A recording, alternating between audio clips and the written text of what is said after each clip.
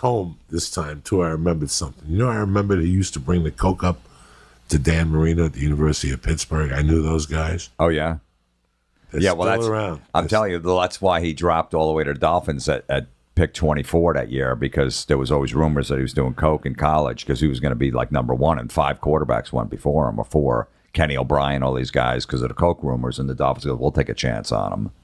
Fuck it, he's down in Miami anyway. I didn't know you were that much of a damn. Oh, huge. Fan. Yeah, huge Dolphin fan and Marino fan. I wound up get to know him because I worked on Inside the NFL like in 2004, and he was on there and shit, so we became friends and stuff. I still see him from time to time. He's a great dude. That guy, after like Inside the NFL, Bob Costas, Chris Collinsworth, Chris Carter, they'd do like a party or something like that afterwards. They'd all go sit at the table, like, you know, the hosts and stuff like that with all the executives from HBO. Marino would hang with the friggin' camera guys and drink beers with them and just tell stories. He wanted to hang with the blue-collar guys. He was always like that, growing up from Pittsburgh. He's a Pittsburgh guy. Yeah, Pittsburgh guy, yeah. I'll never forget when Pittsburgh played West Virginia. Marino's senior year, and there was a guy on West Virginia called Darryl Talley. Oh, yeah, he went to the Bills. He ended up playing for the Bills. He was an animal. Yeah. You should have seen him in college. Really? Like in college, I was like, who is this fucking guy? He was doing everything. He had the face paint. Yeah, number 56. He was tackling people, sacking people, biting people, fucking intercepting balls. I was like, who the fuck is this guy? I still remember Marino. That was on a couple of weeks ago.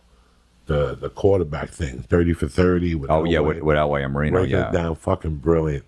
What the Yankees did with Elway. Elway just did not want to play for the fucking Colts. He's like, I'm not doing it. Yeah. I'm not fucking doing it. Yeah, that was amazing. You know, and he had a great junior year, and then Marino didn't have a great senior year, and there was drug rumors about him, and he dropped all the way, and Miami picked him up. I still remember kids telling me they were going to Pitt to party. Not saying his name, like he wasn't a big deal at the time. But I still remember a handful of kids, a girl specifically, that she was dating one of those guys that was coming to Hudson County, picking up the shit in North Bergen and bringing it right up to Pitt for the weekends because the kid went to St. Joe's in West New York. Right. There was a kid from St. Joe's, West New York, that went to Pitt, and he played. And Pitt, all 4 years with Marino, he was the fucking source of that fucking powder. Poor Marino. And he was still on powder in the NFL, too, supposedly. Yeah. I mean, if he lived in Miami and stuff, you know. He never got caught or anything. I don't know. No. He never. The receivers did. Duper and Clayton, all those guys. Motherfuckers were snorting like it was the 4th of July. Yeah. Yeah, they got busted. And even later on in life, like Duper was dealing and stuff like that, all those Miami guys. There was always these former Dolphins. Mercury Morris was the original one. Got caught with coke back in the 70s. It was in jail for like 5 years. Really? Morris. Yeah. Dealing. I don't know your history, Jim. I don't know if you did coke or anything like that, but I always think about, like, could you be like a musician on tour or like an athlete who's playing games and have it seems like it would take too much out of you to have a problem like that, but still be able to go out there and perform at like that crazy level. No, there was guys in the 70s, a bunch of baseball players, like 10 baseball players, stars, got busted for doing coke. Pittsburgh Pirates. Yeah, and then Keith Hernandez was involved, and Dave Parker. Man. What was it? Candelaria. Candelaria, the Candyman. Lawrence Taylor bands. Shit. I saw Lawrence Taylor in a strip club. It was Saturday night at like 2 a.m., and he had a game Sunday at 1 p.m. in Jersey. Jesus. He was fucking hanging out with strippers, fucking guzzling drinks back. And he had a game in, 11 hours. They're just that good, I guess. They're just that good. They could perform under that type of... They could just perform. I guess so. You know, I did it for years. I didn't get high and go on stage. But you've talked about how, like, if you got too high, like, sometimes your sets wouldn't be as good. Oh, no. You have no contact. You have no emotion behind your material. It's just words on a paper. All those guys that got fucked up, and I worked with a lot of them when I first started, if they ever had a second show on a weekend, they were terrible. The first show, they were pretty good because they were just in a groove and they had a nice buzz on. By the second show, you have to wait an hour between the second show starting. By the time they went back on, they were terrible. Terrible. Yeah, it just doesn't work. Yeah, that makes sense. You can't be that fucked up for like 7 hours. You know, the first show starts at 8. You're getting off stage at 12:30 or whatever, 5.5 hours. It just doesn't work. And there's too much downtime in between. And then they get more fucked up. They're more fucked up, and then they're, maybe doing some coke to get back up, and then drinking a ton and all that. It's just never. And I always saw that going. I go, I'm not going to do it. I'm never going to do that. I mean, I never did coke anyway, but I'm never going to be fucked up because I can see how much it affects the show. I got into comedy in June of 91, and at St. Patty's Day of 92, I bought some coke, and I go, I'm going to do some coke before I go on stage. I know Richard Pryor did it. I thought he did it and go on stage. And it was such a disaster. And never again. I would do it right from the stage to the bathroom. But I would never go up on stage with it. Never. And it would make... I saw the difference it made when I got high the night before and went on stage the next day. I would go on stage for 4 nights and just bomb. Because I was getting high the night before. And I could feel it. And then when I had a big show, I wouldn't get high for like a day before it. So I would be clean for like 24, 48 hours if I had a serious show. But I always got high after a show. Jesus. And that's why I never got nowhere. It wasn't until I... Yeah, it really fucks you. It really affects you if you get really fucked up the night before and you got shows the next day. Your sleep's off and everything like that. You're exhausted on stage. You're just not thinking straight. Which is why it's not for the athletes. Like you hear about John Jones talking about he was doing coke all before those DC fights. I guess they're just so, like, they're just machines, I guess. Well, you have that muscle memory. I heard Lawrence Taylor was snorting coke. It bothered me when people would say, well, the reason why Lawrence Taylor's so good is because he snorts coke. That's bullshit. That's completely bullshit. Because I remember being locked up, and we would do speed on Mondays. And Monday nights, we would all be allowed to go to a grammar school, like a mile away from the fucking prison and play basketball. And I would be a mess. I would be a fucking mess. And that was speed. I can't imagine doing like coke. My heart would be everywhere. My breathing would be off. My timing would be off. And I was a young kid, and I just felt it then. I'm like, nah, I don't think this works if you get high and do what you're supposed to do. Listen, I'm sure that there's 1,000 comics that have done coke and gone on stage and done great. It just didn't work for me. Because then you get in the habit of you have to do it all the time. Right. You feel like it's all superstitions. Oh, man, I kill with it, so now I got to do it every night. You're doing 5-6 nights a week, you're going to be fucking dead in 10 years. Yeah. People always give me shit like, you don't drink? I go, I do this 5-6 nights a week. I've been doing it for 28, 29 years. I go, I have no liver left if I need to have beers before I go on stage. Yeah. Every night, you know what I mean? Like I would never get into that habit of doing that. And then I got to drive. I'm like, fuck that. That's the I thing that petrifies me the most. I can't keep it together if I drink and drive. I cannot keep it together. I'm not a big drinker, but if I have a half a beer and I get in the car, my heart rate's fucking pumping. Because I have no credibility. Once you have alcohol on your breath and you get pulled over by a cop, you have zero credibility. Even if you just had a little bit of beer with your meal, you have no credibility. You have nowhere to come from. Because once he asks you if you've been drinking, you got to say yes, and you got to take that fucking test. So I'd rather not drink and do 90 and take a chance. You know how many times a cop pulled me over and I was speeding over the speed? Weren't you in a car with me? And I just got pulled over for doing 80 and then we didn't get a ticket? Oxnard, I think. Yeah, because I'm a gentleman, A, and B, I don't have alcohol on my breath. Right. You could prove your point a lot more when you don't have alcohol and your car don't smell like reefer. And I knew this 30 years ago. Like when I would read that somebody got pulled over and they had a roach in the car and they had 3 kilos of coke, if I was the judge, I'd give them additional time for felony stupid. Like I would have that charge, felony stupid. Like I would have that charge. If I have anything in my car, and if I have more than 2 joints in my car, I don't do over the speed limit. They gave us a right in California. They gave us the right to smoke pot whenever we wanted to. Do you really need to smoke pot in your car? No. If you do, you're a fucking idiot. Right, yeah. You're a fucking idiot. Do you really need to smoke pot in your car? Not really. California gave you a fucking chance to smoke all the pot you want in your fucking house or on your balcony. You don't need to smoke in the car, and you're going to lose your license. You're going to crash, and they're going to trace it to that. You're going to get fucking sued. And the whole, And if God forbid you kill someone, some guy's walking across the street, and see him, even if you were sober, and he did it, and you're high, forget it. You're going to jail minimum of 10 years. Yeah, that happened Over. like Dante Stallworth a couple of years ago. Yeah. He just hit some guy who was walking across the floor. That's like my nightmare. No, it's if you pay fucking attention to life. If you pay attention, you'll eliminate 20% of the bad shit that could happen. What's pay attention mean? Who gives a fuck who's calling you? Right. When you're in a fucking car and I'm driving and somebody calls you, it tells me who's calling me. I don't need to pick it up. I don't need to text when I'm driving. I don't want to text when I'm fucking driving. I don't want to text at all. So that's why I don't pay attention to it. If you pay attention to life, you won't have those problems. Even when I was in my deepest drug comas, I always paid attention. I can't tell you how many times I tell my daughter to pay attention. And she does now. She walks with her head up. Yeah. Know your surroundings. Know your fucking surroundings. I always ask her, who's in the room? Like the other day, I said to her, look behind you. And I see, when you fucking walked up to me, you should have made sure that guy was there. You didn't, because you didn't look. You got to look around. You got to keep your eyes open at all times.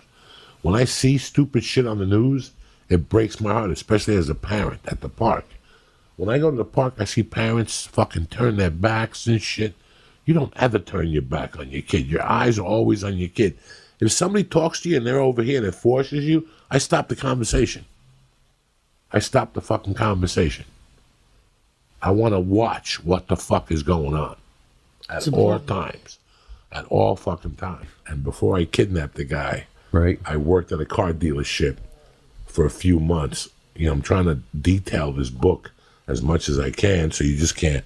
The truth was that I started a Subaru dealership that was like Studio 54. Okay. Like everybody was snorting coke in there. There was a guy that did heroin and he fucking robbed banks at lunchtime. I mean, this was live.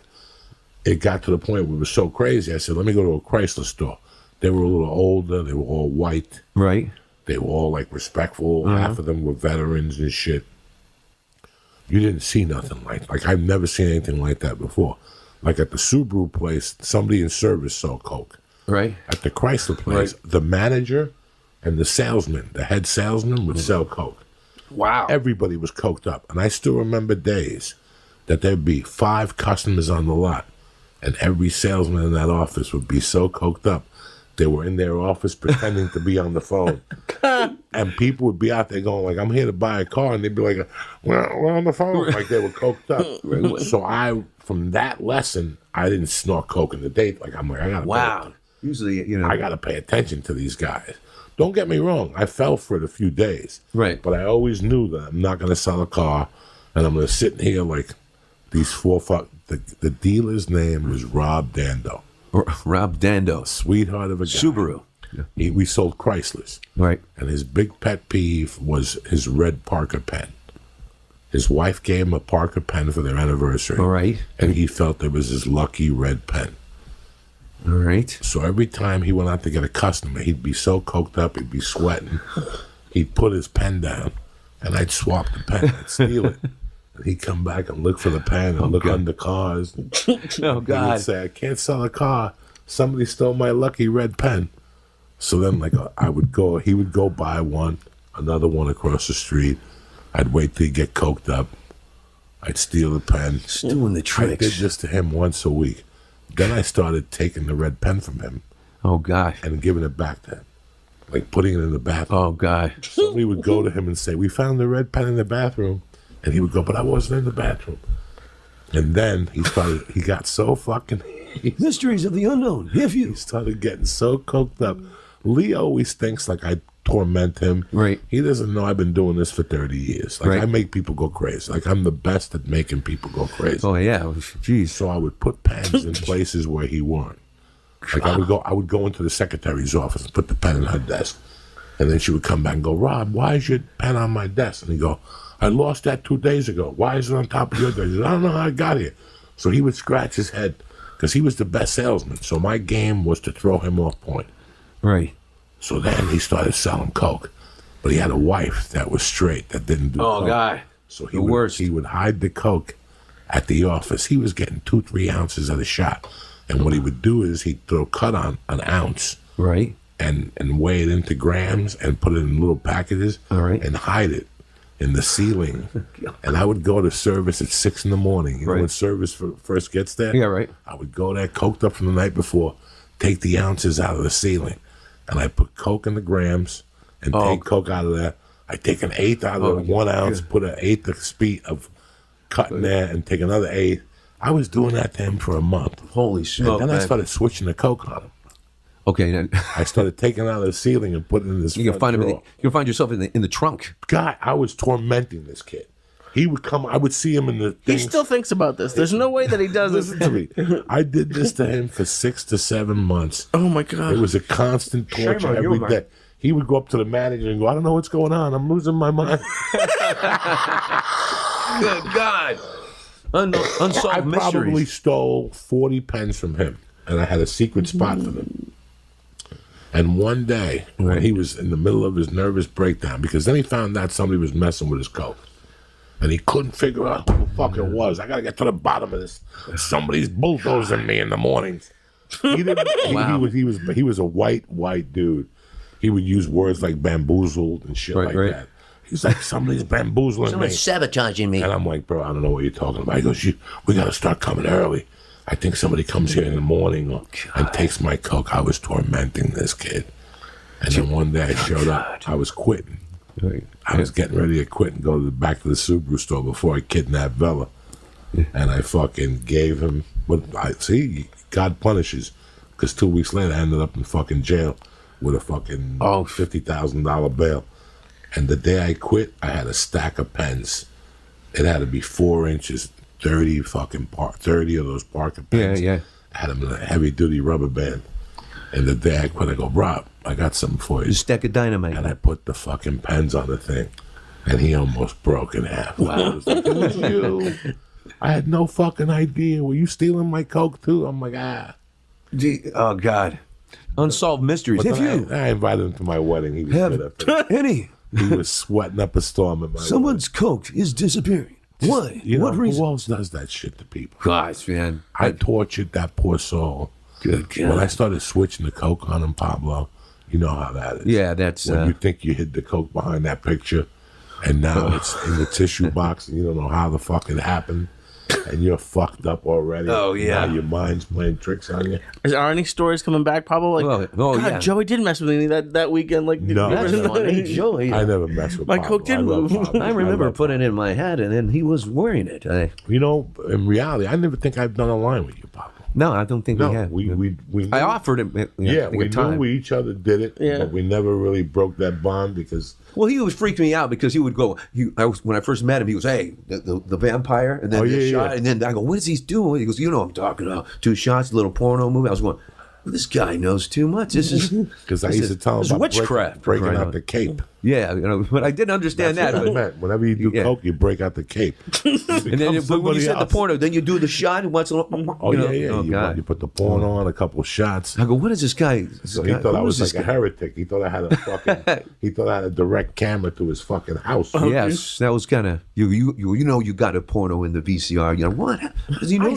Like when you look at the steps to what helped me, it was those stories. Those stories, you never know what it's going to be in this town. Until you do it, just make sure you're prepared and you go out there and you do them, and that's it. But I think those stories, those 15-minute segues on Ari's storytelling show helped my career more than anything, just telling the truth. More than a special, more than the 2 shitty specials I did, more than, I think people would like that, like raw roughness of that show. That show is so perfect that for show Ari. was perfect. Yeah. That show was a perfect show. You don't know what's going to turn the meter with some people, or you don't know what's going to complete the circle for some meter. For me, I feel that storytelling show fucking healed me. Like I had those stories in me. They were good to say them. Sometimes they pop up when I watch them and I get sad. You know what? A couple of weeks ago, we're having a conversation. They're trying to write a piece about Ralphie. And they were referring to, on video, they got him and they're asking him questions. And he's saying a bunch of shit that if you know any comic or anybody was on pills, he'd be saying. Remember when I did those tapes for you in 2006 at the House of Blues when I was saying that I wanted to die. Oh yeah. Do you remember? You still got those? You should put this up for those people. These people. Yeah, they're up right now. Joey Diaz, Ready to Die. I think it's Joe Show 11. Like I was done. Yeah. Like I was eating fucking. That's the weekend we went in like on Thursday, and I didn't see you guys till Saturday. Right. Like I was doing 8-ball. They were delivering it to the room. The guy had a come down package, and he'd give you those fucking Vicodins and shit. My friends were in town. I wouldn't go to their hotel and see them. I told them I was busy with Joe, the UFC. I was working the UFC. I don't work the fucking UFC. Right. I remember that. I was in my room snorting up a storm. And then I was forced to go down Saturday to do this fucking show. And these guys got a camera and they're fucking asking me stupid fucking questions. And I was done. Like, I just wanted a quick Coke. I didn't think it was possible. That's what was going on. Spirit left me. Like fucking Thursday night we flew in. I basically snorted all night Thursday. Friday Joe did something and I blew you guys off because I was too busy in my room getting high. Wouldn't that be the weigh-ins? And Saturday, I fucking finally came out and I took a shower. I was in that room for 2 days straight. No room service, just eating like Hershey. Was it Mandalay Bay? I think it was Mandalay Bay. Yeah, like eating fucking chocolate bars from the refrigerator. The paranoia jerking off in the corner so the mirrors and the cameras wouldn't see me. That's right. And then, you don't know what it's like to call this drug dealer at 4 a.m. He answers. And I'm like, I need another one. I'll be there in 2 minutes. Don't I need to go downstairs? No, I know all the security guards. He would come right to my room, ask me if I wanted a come down package, the extra package with the 4 sleeping pills and 2 Vicodins, 2 Percocets, and 2 Xanax. I'd eat the whole fucking thing. What do you think you're going to feel like in the morning? What do you think is going to come out of your mouth in the morning? You have not a stitch of happiness in your life. Wow. All the dopamine has been taken out of your brain. I was on a roll for 2 days. The things I said on those tapes, like, were just, I always think about that. Like, that was the darkest time of my life. That last year before I quit Coke, ooh. Isn't that crazy you made it out of that? I mean, how insane is that, Joey? Dog. I mean, I even thought you were a goner during those times when you thought you were dying and stuff like that. I was like, oh man, he's only going to last a couple months. Yeah. Like we all like kind of thought that, I think, because you sold it so well. It wasn't that I sold it so well. It was what I was basically fucking going through. Yeah. Like, I mean, so I did a big movie. I opened up for Rogan on the road. The Longest Yard, right? I do spots at the store, and this is it. 2 weeks away from not doing Coke for 12 years. No way, really. 2 weeks away. Wow, you're counting that high. Jeez. Good Lord, man. Good for you, man. When I was the old me, I think they told a story on Ari and Red Band's podcast. Right. About me slamming the computer on Red Band's finger. And I called Brian the other day, and I go, I don't know if you knew this, Brian. That was my 3rd month of sobriety.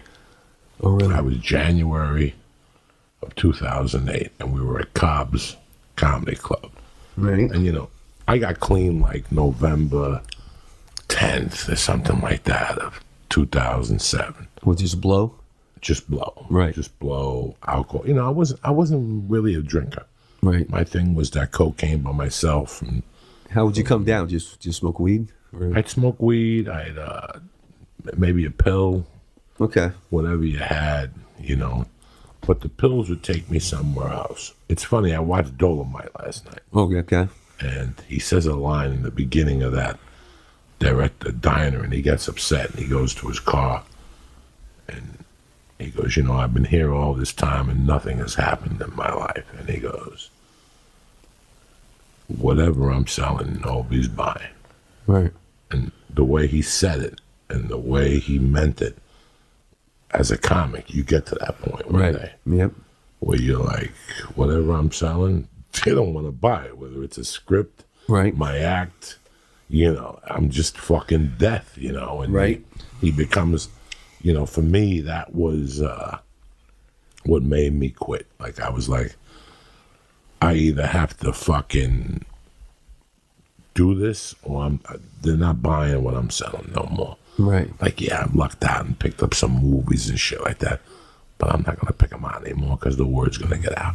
Right. The word's going to get out that this is a big problem. I had already had problems in the set of The Longest Yard. I had problems in the set of this other movie. I quit this job over, and I could lie to everybody and say that, yeah, I had another job doing Mountain Dew, but I canceled that fucking movie that time the people came to my house and I pushed the producer. That was all cocaine induced. Wow. That was all cocaine induced, Yeah, I'm snorting coke till 6. You're going to come bang on my door at 9? Oh, no. I'll stab you in the lung. And then when I tell you to go away, you keep banging on my door. I got a banging headache. I feel bad enough.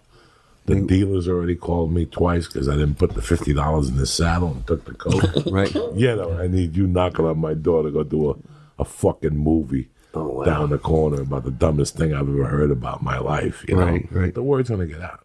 Yeah, it will. Eventually the word's going to get out. And I didn't want it to get out. And if it did get out, I wanted to correct it with those people, Right. Like after I got clean, I wrote a letter to Adam like a year later. Right. And he put me in a movie. I could write Adam a letter and next thing I'm in one of his movies. That's cool, man. Like That's an apology letter or whatever. Right. But that whole incident in Cobb's happened because I was still running a little shaky. 90 days ain't shit. Right. 90 days, this thing could turn in any minute. And I know now from talking to other people who have gone through we've gone through that it could change any day. So I have to check myself every day. Right. I've had it around. I know people have had it in their pocket. Yeah. I know it's at certain places that I frequent, but it doesn't affect me. I can't think of going back to that life. Oh, yeah, it's... I can't think of... First of all, I think I would die of a heart attack. Yeah, man. Right off the bat. Like at this age, with what I've done and how hard I've done to repair everything, the garlic pills, the cardio. Right. I think that like this podcast would not still be intact if I was doing blow. There's no way. It will go a lot quicker. No. Nobody would show. This poor kid would still be here 2 years ago, sitting here waiting for him. Who shows? Oh, shit, well. When you're on coke, it's a 50-50. It's just a 50-50 chance. You're going to show up. You're not going to do 50-50. it. You do any plans with me, it's 50-50. Yeah. And so I know you now, or at least I feel like I know you pretty well. And you're punctual. You get mad. You don't like when other people. You're very on your calendar. Would you feel bad about it in the time, but you're just like, I can't leave the house right now, I'm too fucked up, or? It just it changes to the point where you think you can probably ninjutsu your way out of it. Get out of the situation. You can probably blame it on traffic, but I said stupid, had stupid excuses. Hey man, my arm fell off, that kind of thing, and I really believed it. So hey man, my arm fell off, but you get sick all the time. It's all. I just remember.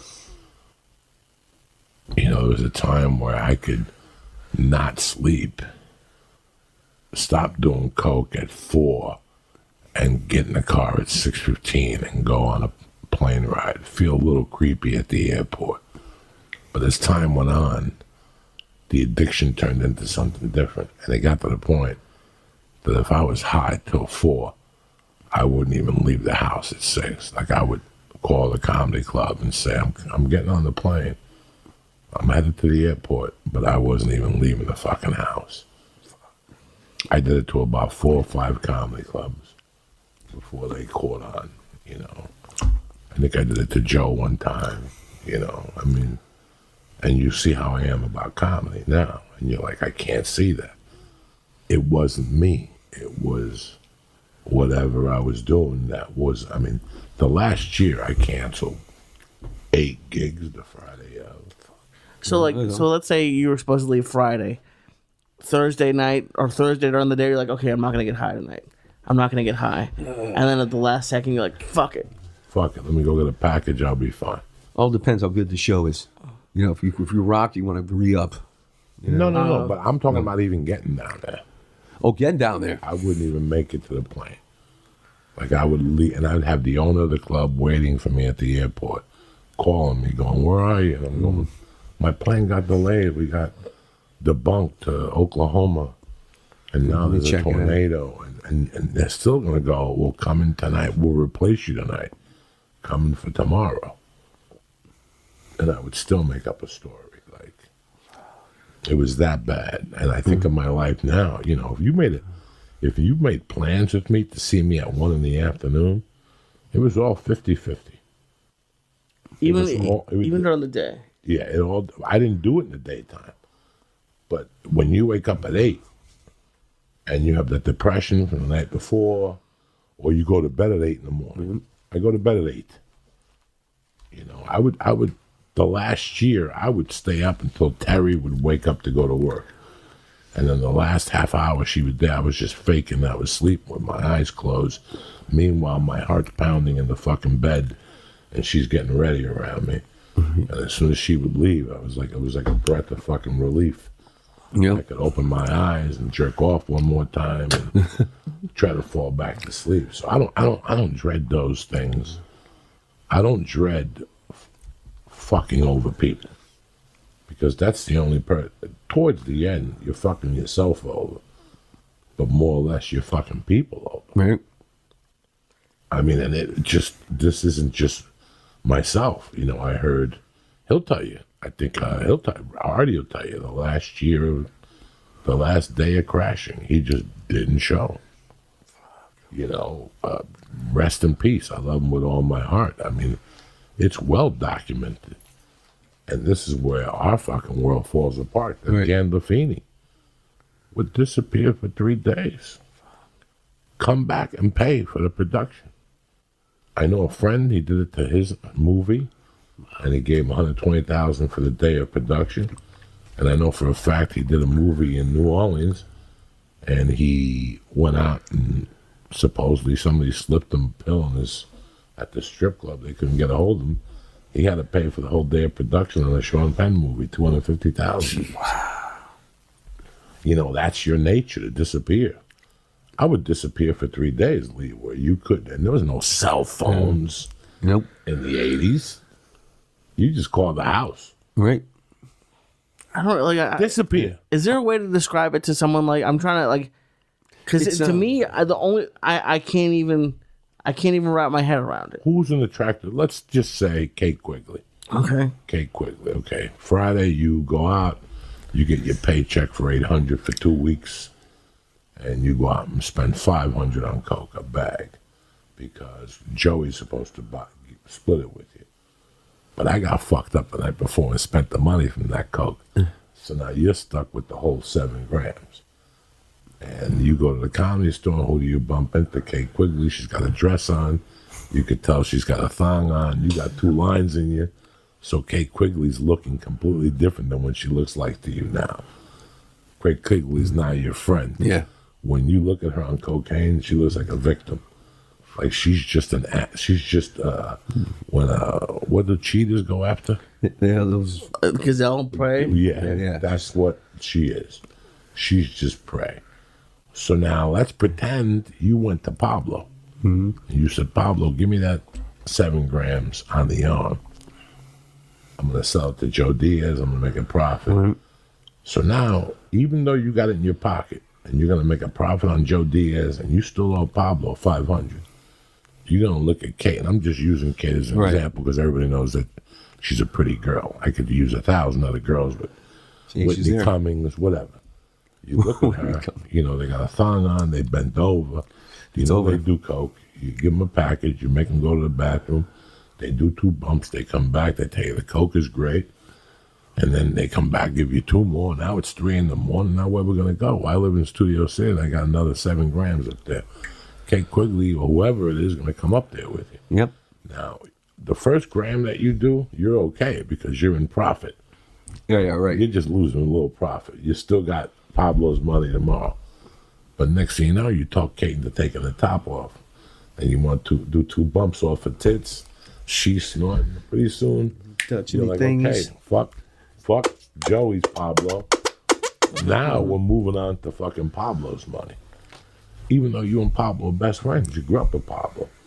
That addiction makes you tell Pablo to go fuck himself. Even though in real life, you would never tell Pop was your best friend. And Joey's your best friend. But you just selling your soul right now for Kate, her pussy, and that cocaine. Now, you know how long that lasts to do all that coke? Friday from 3 in the morning to Saturday night at 6 in the morning. Yeah. So you guys pretty basically stay in all afternoon, maybe go for a walk to get beer. Right. And go right back to do that coke every 20 minutes. And Jeez. Talk shit, fuck, suck, whatever you gotta do. Now Sunday morning, Kate, you wake up at 2 in the afternoon, Kate's gone. You look at your phone, you got 6 missed messages from Pablo. Joey hasn't called. Joey called last night because he got money the night before. Mm-hmm. So it's, you give up so much for this addiction. Like you sell. Put a lot of effort into nothing. It's a lot of effort into nothing. And especially besides fucking your friends. Now you gotta go face Pablo and make up a lie to Pablo that the cops pulled you over and took it. Bitches took it or some shit. You got no money and you'll pay them $50 a week for 18 weeks. Well, you've talked to me or told stories about times when, when you didn't even want the girls to come over, so it's just you by yourself. There was a point where because the addiction keeps growing. That's what people don't understand. Pablo's clean a year, but inside of him, that addiction has grown. Oh yeah. That's why so many. Well, I'm lying to you. Like when people go back to heroin, they shoot the amount they were shooting before they went to rehab, and they get a heart attack. Right. They OD because it was their tolerance went low. Right. You know, your tolerance goes lower and lower. But your desire for it keeps growing. Keeps growing. So when you're an addict, as they describe an addict, you know, I hear a lot of words when people describe addicts. Yeah. They describe addicts, they describe disease. But in my world, I was an addict. Okay, I was an addict. I would wake up at 8 in the morning. First thing I thought about was coke. The second thing was comedy. And how was I going to get the money for the coke to do the comedy? Doing cocaine comedy. And that's an addict. That's an addict. And guess what? I have the rent money, but the rent's not due till the 5th. So even though it's the 29th and I got the rent money, I'm good till Monday, bitch. All bets are off. And guess what? It's Halloween Thursday. I'm going to tell you I'm going to stay clean for Halloween, but I'm buying an 8-ball and 10 Quaaludes just to start the party off. And that's how you think. It was a fucking desert when I was there. Oh. There was nothing there. Once the Rockies came and they built that stadium, then all that built up around it. They built a new airport. I don't know this Denver. I was there. I used to fly into Stapleton, the greatest airport in North America. This, what we're flying into tonight, is a fucking nightmare. There's a 3-mile walk. Oof. Okay. And then you got to get in a car for 40-minute fucking. It's a 40-minute fucking drive. Those are the worst. Saturday, we got to get breakfast before we get in that fucking car. That's a 45-minute fucking drive. And then you look at it and you go, who designed this? Because if it snows, you're clobbered. You get stuck at that airport. It's not Is like, this the Denver airport? Yeah, It's this- shady as shit, dude. this is, and they got, this is like it doesn't, when you fly into Denver now and you go, why are we 40 minutes from civilization? The big joke is you fly into Kansas. You're like, why am I driving 40 fucking minutes into, it's ridiculous. That Denver airport's got a lot of shady shit involved with it. Guys, when you're walking around, look at all the artwork. It's very dark. Very dark. It's beautiful. The best thing about that airport is you need for nothing. You can take a shower there. You can rent a hotel there. You could fucking work out there. They got a gym. You could eat a steak, or you could eat fucking Burger King. You get your nails done. There's never a dull moment at Denver International Airport. I respect the fuck out of that. I remember one time when I got to analyze that, I was fucking dirt poor. I got scale plus 10, no plane ticket for analyze that. I had a place to stay, and my friend gave me a buddy pass on Frontier Airlines. Oh, God, Frontier. That's like lending somebody a pen to write a suicide note. You know what Yeah, I'm for saying? Like, sure, dude. giving somebody a Frontier buddy pass is just like saying to somebody, oh, you're going to kill yourself? Hold on. Don't use the feather. Let me give you a fucking ballpoint. You know what I'm saying? Like, that's all that is. Yeah. They lost my, like, I flew in like a 10 into Newark or something crazy. And the audition was at 2, and they lost my luggage with the warm-up suit and the whole thing. So now I had to borrow money I didn't have and go get a warm-up suit. Oh, man. Sneakers. And then the luggage never came. The luggage, by the time I got to fucking Denver, I picked it up in Denver, but let me tell you what I did. I was so broke when I got on that plane. I didn't have any cigarettes. And I didn't give a fuck. I went right, the lady was looking the other way. I went right behind the counter and took a pack of Camel Lights. And I went right in the bathroom and lit up a fucking cigarette. I'm not walking no 3 fucking miles to smoke a cigarette. They sold cigarettes on the plane? At the airport. Oh, at the airport. Yeah, nobody can, dude, back in our day, because you're a young guy, there was smoking on the airplane, and there was this magical thing that said, this is the smoking section, this is the non-smoking section. The back. And there was no Nobody complained. Nobody got cancer. Nobody did nothing. Those are the days where you would get on a flight and you enjoyed flying because there was 6 other degenerates on the plane just like you. Dog, I was thinking about this. And I'm not going to say from where to where because then people have to fucking say the truth. But I'll never forget when I was doing, I'm not even going to say the year. There was a time when I was doing some creepy shit. I was going from Colorado to Jersey and trading guns for coke, and then I would fly back with the coke. But Sam, I went on a bender. Like I stayed clean from January 1 of 85 to about April of 86, because a buddy of mine came out and said he goes, snort this coke. He goes, I'm getting this for this price. What are they paying for shit out here? And he told me, like, I can make $1,000 an ounce and not even look at it. $1,000 an ounce and not even look at it. That's how good this coke was. So I started snorting it. Sam, I went on a 6-month tear. It was like in 6 months I slept 5 nights, legit. The other nights, it was like I did coke where you either not sleep or you sleep 3 hours, but it's cocaine sleep. Oh, yeah. Like you don't even go deep into your fucking system. So you're just walking. You're just a time bomb. You hear the coke birds? Oh, they just fucking mocking you. Good coke is like good food, right? You're like, oh, this is excellent. It just disappears, and because when you do bad coke, your nose just goes, and you're like, oh, fuck, this is bad shit. I just snorted fucking paint thinner, right? And then you get that good stuff. It just disappears, and everybody's feeling, and the ladies are feeling good. And that's the whole reason to do cocaine, is let the girls let you do weird shit to them. They're just happy just to be on coke, and they're just like, yeah, whatever you want to do, light me up. And they're like, cool, man. You're like, oh, I love it. That's my problem, the sex addiction. I'm fucking coked up on a 3-day bender, and I get on the plane in Newark, headed back. And I sit next to this fucking chick in the middle that is throwing heat, Jack. And I don't talk. I'm coked up. I'm shy at that point. I don't want to. You're the only cokehead that doesn't talk, by the way. I'm going to the bathroom doing little bumps by myself, and she notices and she starts talking to me. And on the slide, she asked me, "Do you got a blast for me?" I go, hold on 1 second. I went to the bathroom. I had like a fucking ounce on me. I took a little out, put it in a piece of paper, and I gave it to her. Go knock yourself out. This bitch started jawing on the plane. Next thing you know, we started drinking. Next thing you know, she started touching my leg. I'm like, this is fucking getting weird here. She was banging. If I was 22, she was 19, 20. She was a college student somewhere.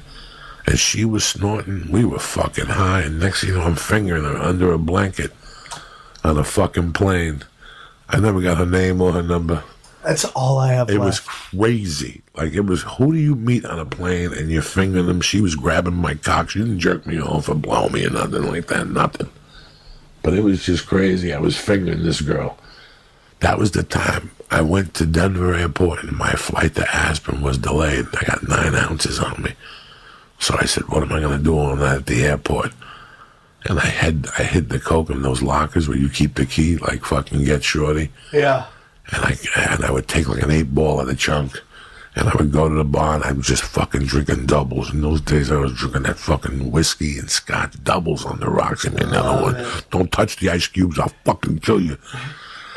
You know how much money I spent in quarters getting that coke in and out of there? I must have done an ounce at the airport that night. By the time we flew out the next morning, I was so fucking coked up. Oh, dude, that's the worst. I snorted with this music executive. We got fucking drilled at this airport. And then they shut the bar down at 3. Oh, my God. So we were at this airport, coked up. I mean, if it didn't stick out like a sore thumb, I don't know how the fuck I didn't get arrested that night. We didn't leave till the next morning at 8. I was tuned up. I got on that plane, tuned up. I started drinking Bloody Marys. That's what I used to drink in the daytime. I didn't give a fuck. Now I'm going to have a fucking pussy. Do you drink still? Yes and no. I did a shot in fucking somewhere I was at recently. Yeah. I don't drink, man. Once in a blue moon, I'll do a shot, Jack. But I don't really drink. I don't like it. I'm not a weed guy. Like I said, once in the blue moon, I'll do shroom. There was a sparse time of cocaine, like in 86, when coke changed. Coke changed. It went from tasting a certain way in the late 70s to a different way in the mid 80s. It changed. Did that have anything to do with crack? No, it had to do with ether being smuggled into Colombia. The toughest thing wasn't smuggling the coke into the United States. It was smothering the ether into Colombia. So Colombians had to stop coming up into the United States and processing the leaves in the States because they ran out of ether. So they started processing it with turpentine and gasoline, and it had a weird effect. Can they grow coca leaves like in greenhouses in the United States? I don't think so because of the altitude. See, I don't know why. I heard it was something to do with the altitude, but the altitude's got to be the same of a point like Aspen, Colorado, or something. I bet they like can that. make some kind of greenhouse They can to make grow some type coca of green, leaves, right? And I trust me. I think You looked into it? no. I know Back in the day. I know Back in the that day. I have access to leaves. If I want to buy coca leaves, somebody mentioned to me on the side. What do you put it in your mouth and chew on it? Just put it in your mouth and Like chew the on it. Incas? I got mad at Ari. He went down and I go, that was the main purpose of you going down there, stupid, was to eat the leaves to see how that it's a trip. It's like a ceremony when you eat the fucking leaves and chew on them and swallow them. It goes into your system. That's what makes those farmers farm all day. They go into like a fucking haze. It's like, remember when Joe read the paragraph of what happens to you when you eat an edible? It goes in your liver and it becomes CTE1. And then remember he went into it. He read it over and over again. He had it down. When it goes into your liver, it becomes CTE1. A highly polite. He read it and studied it to the T. Right now, we'll call him and say, what does edibles do to you? And he'll tell you the same thing. And they go into your liver and it becomes a cannabinoid and it does this and all this shit.